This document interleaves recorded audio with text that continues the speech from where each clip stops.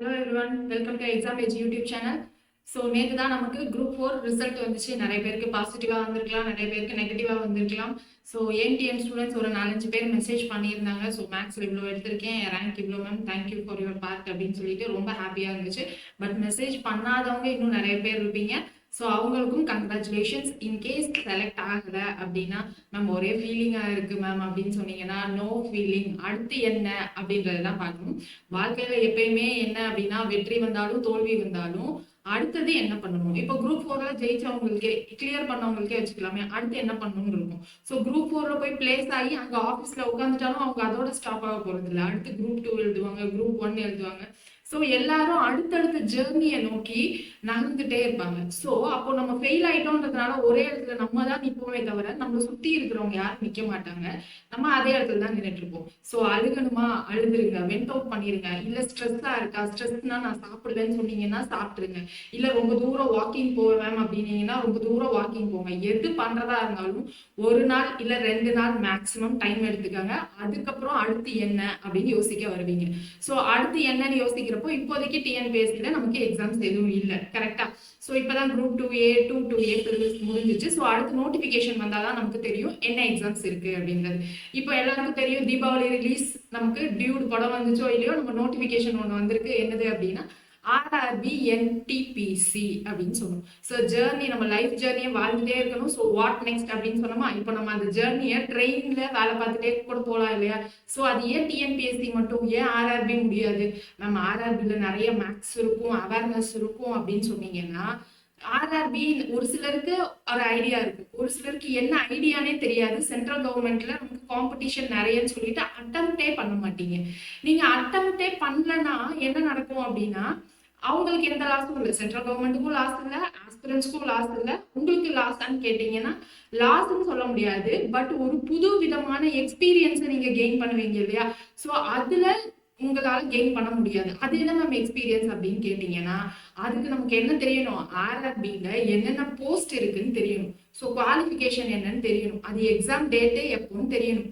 Exam date எப்போ, notification எப்போ, notification வந்துருச்சு ஸோ எப்போ அப்ளை பண்ணணும். ஸோ சிலபஸ் எப்படி இருக்கும், சிலபஸே நிறைய பேருக்கு தெரியாது, கொஸ்டின் பேட்டர்ன் தெரியாது, எதுவுமே தெரியாது. பிளைண்டா நான் டிஎன்பிஎஸ்சி மட்டும் தான் படிப்பேன், எஸ்எஸ்சி ஆர்ஆர்பி எதுவுமே படிக்க மாட்டேன்னு ஒரு சிலர் இருந்திருப்பாங்க. இப்போ நமக்கு எந்த டைமும் ப்ரிப்பரேஷனும் இல்லாம கொஞ்சம் ஃப்ரீயா இருக்கும் இல்லையா? நமக்கு ஆனுவல் பிளானர் எப்போ வரும், டிஎன்பிஎஸ்சி ஆனுவல் பிளானர் டிசம்பர் எண்ட்ல வரும். ஸோ அது வரைக்கும் நம்ம என்ன பண்ண போறோம், குரூப் 2 நல்லா எழுதினவங்களுக்கு ஓகே. ஸோ நல்லா எழுதினவங்க மெயின்ஸ் ப்ரிப்பரேஷன் போயிட்டு இருப்பாங்க. ஸோ அதுவும் கொஞ்சம் நான் சுமாராக தான் எழுதிருக்கேன், டவுட் அப்படின்னு சொல்றவங்க என்ன பண்ணுவோம் அப்படின்னா, ஆனுவல் பிளானர் வர்ற வரைக்கும் வெயிட் பண்ணிட்டு இருக்கோம். ஒரு சிலர் வெயிட் பண்ணிட்டு இருப்பீங்க. ஒரு சிலர் என்ன பண்ணுவீங்க அப்படின்னா, குரூப் 1க்கு ஃப்ரெஷ்ஷா நான் ஃபர்ஸ்ட் இயர்ல இருந்து ஸ்டார்ட் பண்றேன், குரூப் 1 குரூப் 2 குரூப் 4 அடுத்த வருஷம் எல்லாமே எழுதுறேன் அப்படின்னு சொல்லுவீங்க. ஸோ எல்லாமே உங்க பிளான் பண்ணி நீங்க போயிட்டே இருங்க, பிரச்சனை இல்லை. ஆனா நடுவில் இந்த ஆர்ஆர்பின்னு ஒண்ணு இருக்கு இல்லையா? நம்ம எப்பயுமே சொல்றதுதான் என்ன அப்படின்னா, நம்ம ஒரு டெஸ்ட் எழுத போறோம், அதாவது ரியல் டைம்ல டிஎன்பிஎஸ்சி எழுதி வேலைக்கு போக போறோம் அப்படின்னா அந்த எக்ஸாமுக்கு மட்டும் தான் நம்ம படிக்கணும், அது மட்டும் தான் எழுதணும்ன்ற எந்த அவசியமும் கிடையாது. நடுவுல வர குட்டி குட்டி எக்ஸாம்ல இருந்து எல்லாத்தையுமே எழுதலாம். பேங்கிங் எக்ஸாமோ, எஸ்எஸ்சியோ, ஆர்ஆர்பியோ, எந்த லெவல் 10th பாஸ் ஆனவங்களுக்கு இருக்கிற எக்ஸாமோ இல்ல 12th பாஸ் ஆனவங்களுக்கு இருக்கிற எக்ஸாமோ, எந்த எக்ஸாம்னாலும் நீங்க எழுதலாம். அந்த நடுவுல நீங்க குட்டி குட்டி டெஸ்ட் எல்லாம் எழுதுறீங்களா, அதை நீங்க என்ன பண்ணணும்னா ஒரு பிராக்டிஸ் டெஸ்டா எடுத்துக்கணும். அதுல நீங்க வின் பண்ணணும் அப்படின்றது நான் சொல்ல மாட்டேன். வின் பண்றோம் பண்ணலன்றது அது செகண்டரி. பட் ஆனா என்ன பண்ணணும், நமக்கு அதுல இருந்து கெயின் பண்ற நாலேஜ் இருக்கு பாத்தீங்களா? நம்ம எப்பயுமே நம்மளுடைய ஜேர்னி என்னன்னா, எக்ஸாமுக்கு ப்ரிப்பேர் பண்றோம், நம்மளுடைய ரிசல்ட் என்னவா இருக்கணும், கிளியர் பண்ணணும், கவர்மெண்ட் ஜாப் போகணும், இது ஓகே. பட் ஆனா நடுவுல கத்துக்கிறோம் இல்லையா? ஸோ அது ரொம்ப ரொம்ப முக்கியம். அது எங்க முக்கியம் அப்படின்னா, நம்ம போய் கவர்மெண்ட் ஜாப்ல உட்கார்ந்ததுக்கு அப்புறம் வேலை பார்க்கறதுக்கு மட்டும் அது முக்கியம் கிடையாது. நம்ம லைஃபுக்கே அது ரொம்ப ரொம்ப ரொம்ப முக்கியம். அது நிறைய வருஷம், ஒரு 2-3 வருஷமா ப்ரிப்பரேஷன்ல இருந்தவங்களுக்கு ஓரளவுக்கு புரிஞ்சிருக்கும். ஓகேவா? ஸோ புதுசா ப்ரிப்பரேஷன் பண்றீங்க, புதுசா நான் குரூப் 4 எழுதி ஃபெயில் ஆயிட்டேன், எனக்கு ரொம்ப மனசு கஷ்டமா இருக்கு அப்படின்னு சொல்றவங்களுக்காக நான் இதை சொல்றேன், சரியா? ஸோ இப்போ நமக்கு ஆர்ஆர்பி என்டிபிசி வருது. இந்த எக்ஸாமை நம்ம என்ன பண்ணணும், ஃபர்ஸ்ட் அப்ளை பண்ணணும். அப்ளிகேஷன் டேட் அதுக்கு நமக்கு தெரியணும். ஸோ ஃபர்ஸ்ட் செலெக்ஷன் ப்ரொசீஜர் தெரியணும், அதுக்கப்புறம் டேட் தெரியணும். இந்த ஆர்ஆர்பி என்டிபிசி யார் அப்ளை பண்ணலாம் அப்படின்னு ஒன்று இருக்கு. ஸோ இந்த ஆர்ஆர்பி என்டிபிசினா நான் டெக்னிக்கல் பாப்புலர் போஸ்ட் அப்படின்னு அர்த்தம், சரியா? ஸோ இந்த என்டிபிசிக்கு நம்ம யாரெல்லாம் அப்ளை பண்ணலாம் அப்படின்னா 2 லெவல் இருக்கு. ஒன்னு அண்டர் கிராஜுவேட் லெவல், இன்னொன்னு கிராஜுவேட் லெவல். இப்போ நமக்கு ரீசெண்டா தீபாவளி அப்போ வந்தது என்ன போஸ்ட்டுக்கு அப்படின்னு பாத்தீங்கன்னா கிராஜுவேட் லெவலுக்கு வந்திருக்கு. அண்டர் கிராஜுவேட் லெவலுக்கு நம்ம 27th இந்த மந்த்லயே எக்ஸ்பெக்ட் பண்ணலாம் அப்படின்ற மாதிரி சொல்லியிருக்காங்க. சரியா? ஸோ இப்போ கிராஜுவேட் லெவலுக்கு ஏதாவது ஒரு டிகிரி முடிச்சிருந்தா போதும். அண்டர் கிராஜுவேட் லெவலுக்கு என்னன்னா 12th பாஸ் ஆயிருந்தா போதும். ஸோ இது ரெண்டும் தான் நமக்கு குவாலிஃபிகேஷன். ஓகேவா? ஸோ டிஎன்பிஎஸ்சி படிச்சுட்டு இருக்க நிறைய பேர் என்ன பண்ணுவீங்க, இப்போ நான் அண்டர் கிராஜுவேட் சூஸ் பண்ணுமா இல்லை கிராஜுவேட் சூஸ் பண்ணுமா அப்படின்னு கேட்டீங்கன்னா ரெண்டுத்துக்குமே சிலபஸ் சேம் தான். ஸ்டாண்டர்ட் தான் நமக்கு கொஞ்சம் வேரி ஆகும். ஓகேவா? ஸோ டிஎன்பிஎஸ்சியில் நம்ம என்ன பண்ணுவோம், ஒரு 150 அந்த மாதிரி ரெஜிஸ்ட்ரேஷன் ஃபீஸ் இருக்கும். ஸோ இங்கேயும் அது மாதிரி நமக்கு மினிமலாக ஒரு ரெஜிஸ்ட்ரேஷன் ஃபீஸ் இருக்கு. ஸோ நீங்கள் ஏதாவது ஒரு இன்ஸ்டியூட்ல மார்க் டெஸ்ட் வாங்கி நீங்கள் எழுதுவீங்கல்ல, ஸோ அது மாதிரி நீங்கள் என்ன பண்ணுங்கன்னா இந்த எக்ஸாமுக்கு அப்ளை பண்ணிட்டு இதை ஒரு மார்க் டெஸ்ட்டாக எழுதுங்க. இது எப்படி நமக்கு டிஎன்பிஎஸ்சிக்கு சப்போர்ட் பண்ணும் அப்படின்றத நம்ம சிலபஸ் ஃபுல்லு போகிறப்ப சொல்லலாம். சரியா? ஸோ அப்ளை பண்றதுக்கு இப்போ நமக்கு ஆர்ஆர்பி வெப்சைட்ல ஓப்பனா இருக்கு. அப்ளை பண்றதுக்கான லாஸ்ட் டேட் எப்போ அப்படின்னு பாத்தீங்கன்னா November 21 தான் லாஸ்ட் டேட். ஸோ அது வரைக்குமே அப்ளை பண்ணலாம். இப்போதைக்கு கிராஜுவேட் லெவலுக்கு மட்டும் தான் நமக்கு நோட்டிபிகேஷன் வந்திருக்கு. ஸோ அதுக்கு நீங்க அப்ளை பண்ண ஸ்டார்ட் பண்ணலாம். சரி மேம், இது என்னென்ன போஸ்ட், இப்போ சப்போஸ் நான் கிளியர் பண்ணிட்டேன்னு வச்சுக்கோங்க மேம், இதுக்கு என்னென்ன போஸ்ட் எல்லாம் இருக்கு, என்னென்ன செலக்ஷன் ப்ரொசீஜர் அப்படின்னு கேட்டீங்கன்னா இங்க பாருங்க, செலக்ஷன் ப்ரொசீஜர் நமக்கு 2 சிபிடி எழுதணும். ஒன்னு வந்து சிபிடி அப்படின்னா computer based exam. So CBT 1 எழுதணும். ஸோ அதை எழுதி கிளியர் பண்ணதுக்கு அப்புறமா சிபிடி 2 ஷார்ட் லிஸ்ட் பண்ணி வந்ததுக்கு அப்புறமா சிபிடி 2 எழுதணும். அதுக்கப்புறம் டைபிஸ்டுக்கு நம்ம அப்ளை பண்றோம் அப்படின்னா டைப்பிங் ஸ்கில் செக் பண்ணுவாங்க. அதுக்கப்புறம் என்னது டாக்குமெண்ட் வெரிஃபிகேஷன், மெடிக்கல் எக்ஸாமினேஷன். ஓகேவா? ஸோ அதுக்கப்புறம் ஃபைனல் செலக்ஷன். அவ்வளவுதான் ப்ரொசீஜர். இப்போ 2 டைப் ஆஃப் எழுதணுமா மேம் அப்படின்னு கேட்டீங்கன்னா குரூப் 1க்குலாம் நீங்க எப்படி எழுதுவீங்க, ஃபர்ஸ்ட் அப்ஜெக்டிவ் எழுதுவீங்க, அப்புறம் மெயின்ஸ் எழுதுவீங்க. இங்க ரெண்டுமே நமக்கு மல்டிபிள் சாய்ஸ் கொஸ்டின் தான். ஸோ சிலபஸ்ன்னு பாத்தீங்கன்னா ரொம்ப பெரிய வித்தியாசம் இல்லை. சிபிடி 1க்கும் 2க்கும் சேம் சிலபஸ் தான். பட் ஆனா அது ரெண்டுக்கும் ஸ்டாண்டர்ட் வேற. ஓகேவா? சோ இப்போ சிபிடி 1 பத்தி மட்டும் யோசிப்போமா? சோ சிபிடி 1 பத்தி மட்டும் யோசிச்சோம்னா நம்மளுடைய சிலபஸ் என்ன அப்படின்னு தெரியும். சோ அதுக்கு முன்னாடி இது என்ன பொசிஷனுக்கு எழுதுறோம்னு பார்த்தலாமா? சோ என்ன பொசிஷன் பாருங்க, goods train manager, senior clerk cum typist, junior account assistant cum typist, அடுத்து சீஃப் கமர்ஷியல், ஸ்டேஷன் மாஸ்டர். இங்க இவங்களுக்குலாம் சிபிடி 1 சிபிடி 2 தான். இதுக்கப்புறம் டைபிஸ்டுக்கு மட்டும் என்னன்னா ஸ்கில் டெஸ்ட்னு சொல்லிட்டு நமக்கு ஒரு பேஜ் கொடுத்து இல்ல இத்தனை நம்பர் ஆஃப் வேர்ட்ஸ் கொடுத்து இந்த டைமிங்குள்ள முடிக்கணும் அப்படின்ற மாதிரி ஒரு சின்ன ஸ்கில் டெஸ்ட் இருக்கும். அது நீங்க எல்லாம் ஈஸியா பண்ணிடுவீங்க. அதுக்கடுத்து என்னன்னா ஸ்டேஷன் மாஸ்டருக்கு தனியா ஆப்டிடியூட், கம்ப்யூட்டர் பேஸ்ட் ஆப்டிடியூட் டெஸ்ட்னு தனியா வைப்பாங்க 3rd லெவல்ல. ஸோ அது வேற. ஓகேவா? ஸோ இது எல்லாத்துக்கும் எலிஜிபிலிட்டி பாத்தீங்கன்னா 30 to 33 ஓபிசிக்கு. ஓகேவா? ஸோ இதுல இருந்து ஏஜ் ரிலாக்ஸேஷனும் இருக்கு. இது வந்து கிராஜுவேட் லெவலுக்கு. அண்டர் கிராஜுவேட் லெவலுக்கு மேக்ஸிமமே 30 தான். ஸோ இது அண்டர் கிராஜுவேட் லெவலுக்கு. ஸோ இதுதான் நம்மளுடைய அண்டர் கிராஜுவேட் லெவலுடைய போஸ்ட். ரெண்டுத்துக்குமே நான் சிலபஸ் சேம் தான் சொல்றேன். அண்டர் கிராஜுவேட் லெவலுக்கும் கிராஜுவேட் லெவலுக்கும் சேம் தான். சிபிடி 1க்கும் சிபிடி 2க்கும் சேம் தான். ஓகேவா? சோ இப்போ சிபிடி 1 பத்தி மட்டும் யோசிக்கலாமா? ஏன்னா எனக்கு நான் சென்ட்ரல் கவர்மெண்ட் எக்ஸாமே எழுதல அப்படின்னு சொல்றவங்களுக்காக சிபிடி 1 பத்தி மட்டும் யோசிக்கலாம். சிபிடி 1ல என்னென்ன சிலபஸ்ல இருக்குன்னு பாத்தீங்கன்னா ஜெனரல் அவேர்னஸ், அப்புறம் மேத்ஸ், ரீசனிங் இருக்கு. So general awareness. ஓகேவா? So 40 question 40 mark. அதுக்கப்புறம் இங்க பாருங்க மேக்ஸ் இருக்கு. மேக்ஸ்ல 30 கொஸ்டின் 30 மார்க். அதுக்கப்புறம் ரீசனிங்ல 30 கொஸ்டின் 30 மார்க். ஸோ டோட்டலா எத்தனை கொஸ்டின் அப்படின்னு பாத்தீங்கன்னா டோட்டலா 100 கொஸ்டின் 100 மார்க். டைமிங் வந்து நமக்கு 90 மினிட்ஸ் தான். 90 மினிட்ஸ்னா என்னது, 1.5 ஹவர்ஸ் தான். நம்ம டிஎன்பிஎஸ்சில எல்லாம் 3 ஹவர்ஸ் எழுதிருப்போமா? ஸோ இங்கே 1.5 ஹவர்ஸ் தான். 100 கொஸ்டின் எழுதணும். ஸோ இங்க என்னன்னா நெகட்டிவ் மார்க்கிங் இருக்கு. ஸோ ஒரு தப்பான கொஸ்டினுக்கும் 1/3 நெகட்டிவ் மார்க் இருக்கு. ஸோ இதுதான் சிபிடி 1 பேட்டர்ன். இப்போ இந்த மேக்ஸ், அவேர்னஸ், இன்டெலிஜென்ஸ், ரீசனிங்லாம் சொல்றோம்ல, இந்த அவேர்னஸ்ல என்ன வரும்னா நீங்க ஜிஎஸ்ல படிக்கிறீங்கல்ல, ஹிஸ்டரி, ஜியாகிரபி, ஸோ இதெல்லாம் தான் நமக்கு எங்க வரப்போகுது அப்படின்னு பாத்தீங்கன்னா அவேர்னஸ்ல வரப்போகுது.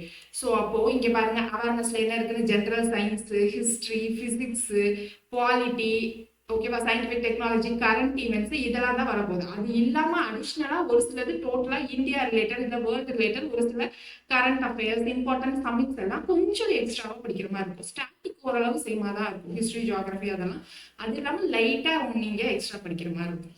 அப்புறம் இங்க என்ன இருக்குன்னு பாருங்க, ரீசனிங்ல analogy, mathematical operation, number series, coding, decoding, syllogism, jumbling, Venn diagram, data sufficiency, இது எல்லாமே நமக்கு குரூப் 2A மெயின்ஸ்ல இருக்கக்கூடிய ரீசனிங் தான். ஸோ நீங்க குரூப் 2A எழுதுறீங்க, மெயின்ஸ் எழுதுறீங்க அப்படின்னா உங்களுக்கு ஏற்கனவே இது தெரிஞ்சிருக்கும். இப்போ நம்ம இந்த எக்ஸாம்க்கு ஏற்ற மாதிரி ப்ரீவியஸ் இயர் கொஸ்டின் பேப்பர் பார்த்து லைட்டா நம்மளுடைய ப்ரிப்பரேஷனை ஆல்டர் பண்ணா போதும். அதுக்கு அடுத்து மேக்ஸுக்கு பாருங்க, geometry, statistics, percentage, mensuration, time and work, time and distance, so LCM, HCF, numbers எல்லாமே இது நம்ம டிஎன்பிஎஸ்சில படிச்சது. ஆனா கொஞ்சம் எக்ஸ்ட்ராவா இங்க எப்படி கொஸ்டின் கேட்கறாங்கன்னு பார்த்து அதுக்கு ஏற்ற மாதிரி லைட்டா ஆல்டர் பண்ணி படிக்கணும். பட் பேசிக் கான்செப்ட் எல்லாத்துலயுமே சேம் தான். சரியா?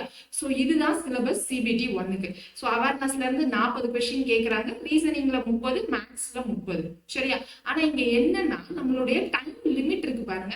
ஸோ அதுதான் ரொம்ப ரொம்ப கம்மி. இப்போ நமக்கு ஏற்கனவே தெரிஞ்ச மெத்தட் படி நம்ம போட்டோம்னா நமக்கு டைம் ரொம்ப ஜாஸ்தி ஆகும். அப்போ என்ன பண்ணணும் அப்படின்னா நம்மளுக்கு இருக்கிற இந்த 1.5 hours நம்ம என்ன பண்ணணும்னா முடிக்கணும். கரெக்டா? அப்ப இந்த 1.5 hours எப்படி இந்த 30 முடிக்கணும், அது இல்லாம ஃபர்ஸ்ட் ரீசனிங்ல நமக்கு தெரிஞ்ச கொஸ்டின்ஸ்லாம் எப்படி முடிக்கணும் அப்படின்றத பிளான் பண்ணாலே போதும். இப்போ அடுத்து சிபிடி 2. ஒரு சிலர் என்ன பண்ணுவீங்கன்னா, நான் கவர்மெண்ட் எக்ஸாம் எதுனாலும் எழுதுறேன், நான் சென்ட்ரல் கவர்மெண்ட்டும் எழுதுறேன் அப்படின்னு சொல்றவங்களுக்கு சிபிடி 2லயும் சேம் தான். Awareness, maths, reasoning. ஆனா நம்பர் ஆஃப் கொஸ்டின் மட்டும் இன்க்ரீஸ் ஆயிருக்கு. அங்க சிபிடி 1ல 40 கொஸ்டினா இங்க 50. ஸோ இங்க 30 எழுதணும் சிபிடி 1ல, இங்க 35. இங்கேயும் 30 எழுதணும், இங்க 35. அப்போ டோட்டலா சிபிடி 2ல எத்தனை நம்பர் ஆஃப் கொஸ்டின்ஸ் அப்படின்னு பாத்தீங்கன்னா 120 கொஸ்டின்ஸ், 120 மார்க்ஸ். ஓகேவா?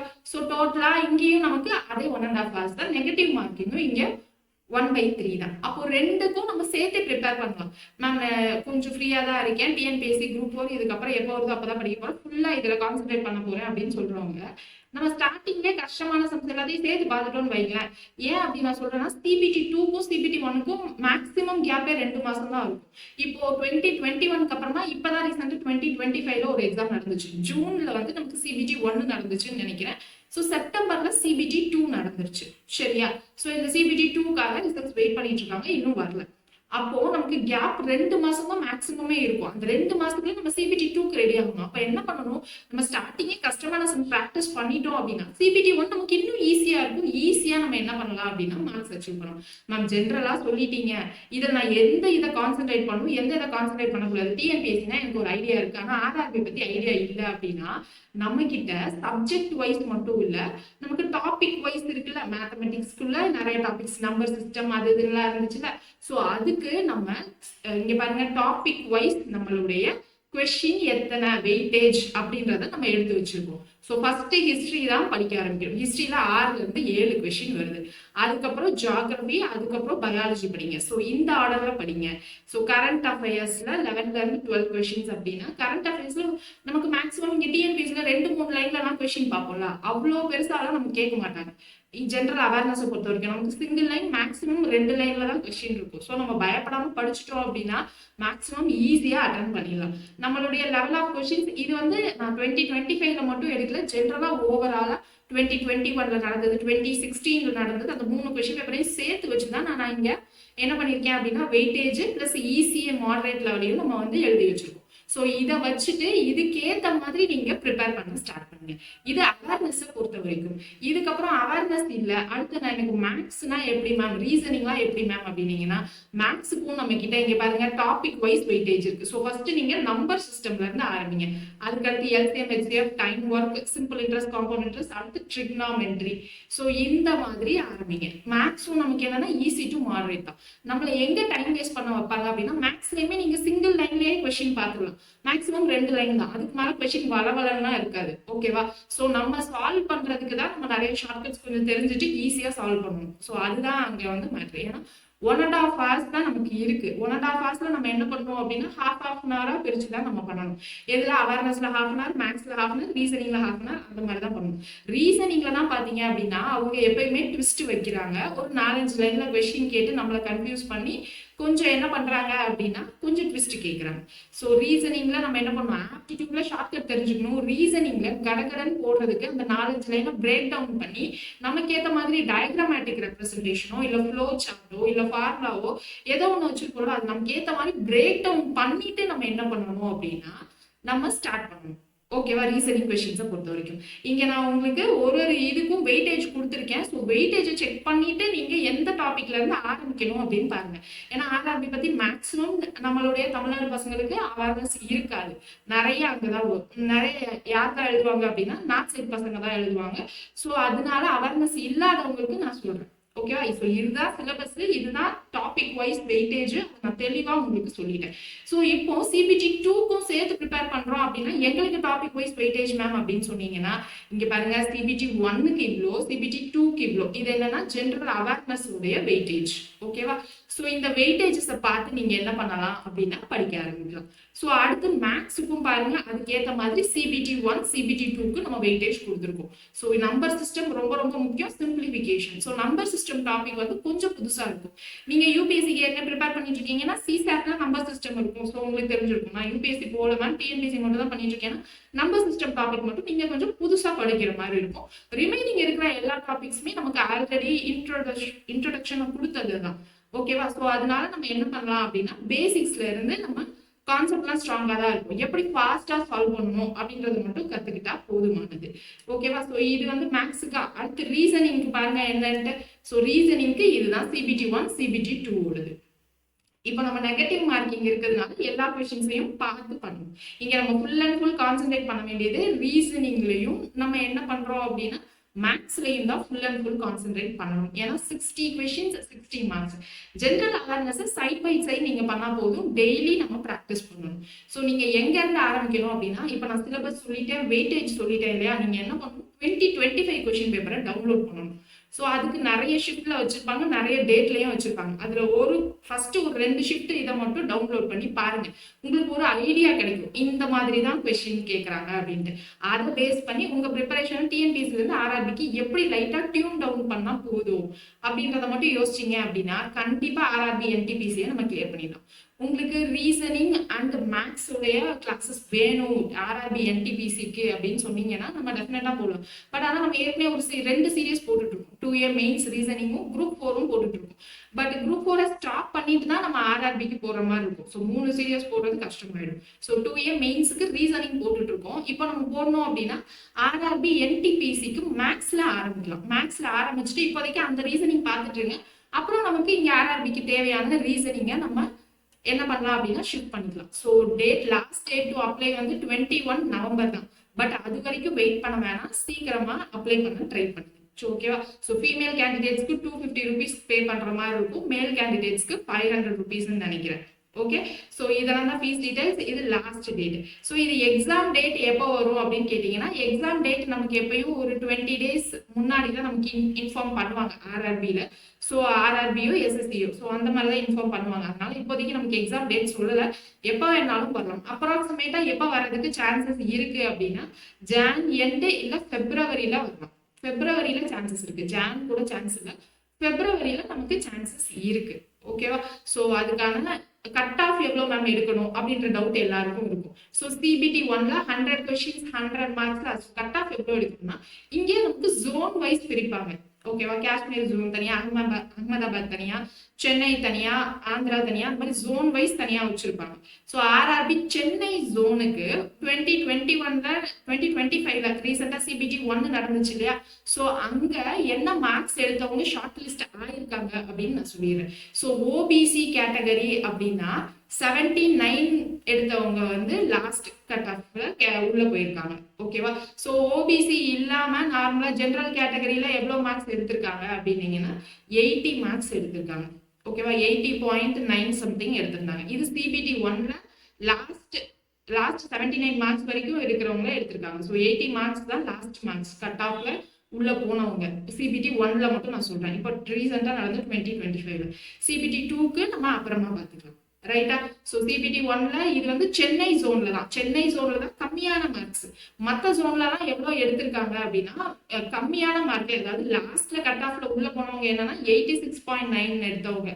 ஸோ ஏதோ ஒரு ஜோன்ல 90 எடுத்தவங்க தான் கட் ஆஃப்ல உள்ள போயிருக்காங்க. ஸோ அந்த மாதிரிலாம் பார்த்து சென்னை ஜோன் பொறுத்த வரைக்கும் ஓரளவுக்கு கொஞ்சம் ஆவரேஜா தான் நம்ம கட் ஆஃப் இருக்கு. ஸோ நீங்க டெஃபினட்டா ட்ரை பண்ணலாம். உங்களுக்கு மேக்ஸ் சீரியஸ் போடணும், குரூப் 4 ஸ்டாப் பண்ணிட்டு எனக்கு இந்த ஆர்ஆர்பி என்டிபிசி போடுறது ஓகே அப்படின்னு சொன்னீங்கன்னா கமெண்ட் செக்ஷன்ல மறக்காம நீங்க கமெண்ட்ல போடுங்க. மினிமம் ஒரு 10 கமெண்டாவது வந்துச்சு அப்படின்னா நம்ம நெக்ஸ்ட் வீக்ல இருந்து ஆர்ஆர்பிக்கு நம்ம மேக்ஸ்ல என்னென்ன ஷார்ட்கட்ஸ் நம்ம சிஸ்டம் எதெல்லாம் வேணுமோ நம்ம ஃபுல்லாவே கவர் பண்ணிடலாம். ஓகேவா? ஸோ உங்க ஃப்ரெண்ட்ஸுக்கும் மறக்காம ஷேர் பண்ணுங்க, சப்ஸ்கிரைப் பண்ணுங்க. தேங்க்யூ.